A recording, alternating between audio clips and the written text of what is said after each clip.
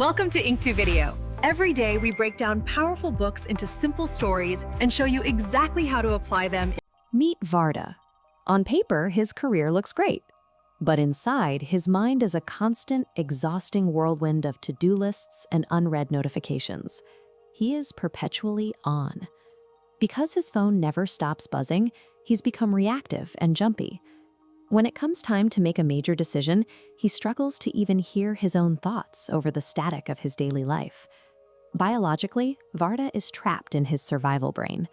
He spends his days reacting to perceived threats, living like a leaf blown around by every minor gust of office drama and urgent email. When every notification dictates a person's next move, their focus is no longer their own. They are surrendering their schedule to whichever voice in their inbox happens to shout the loudest. Author Ryan Holiday details a completely different approach in his book, Stillness is the Key. The central premise is simple. The ability to find quiet focus is a prerequisite for any meaningful achievement.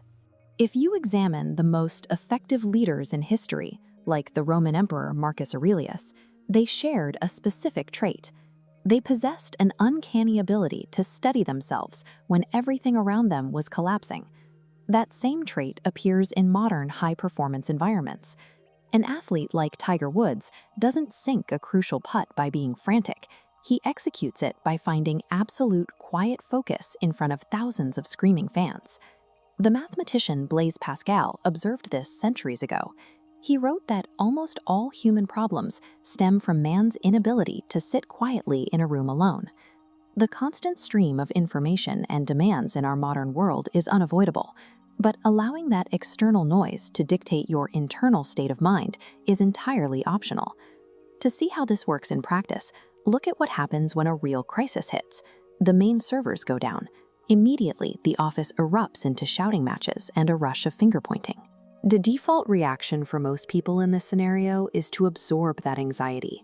They join the panic, rapidly deploying impulsive, half-thought-out fixes that usually make the initial problem worse.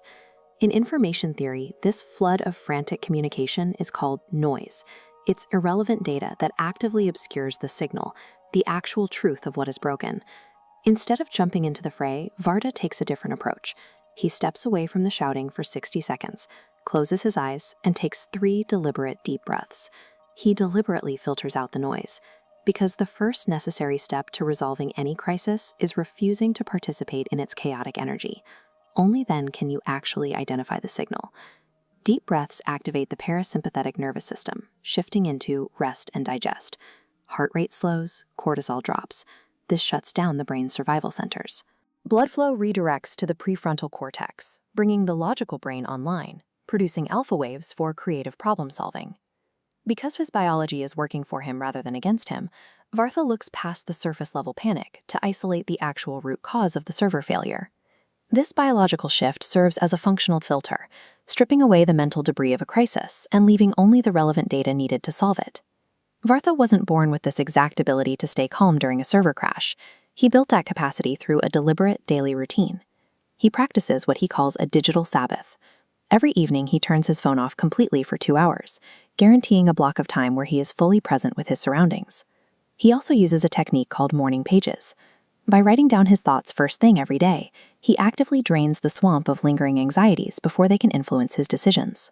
He even changed his physical pacing. He consciously walks slower and eats slower, signaling to his nervous system that there is no threat. These physical disciplines create the foundation for his focus. You cannot simply wish for a clear mind.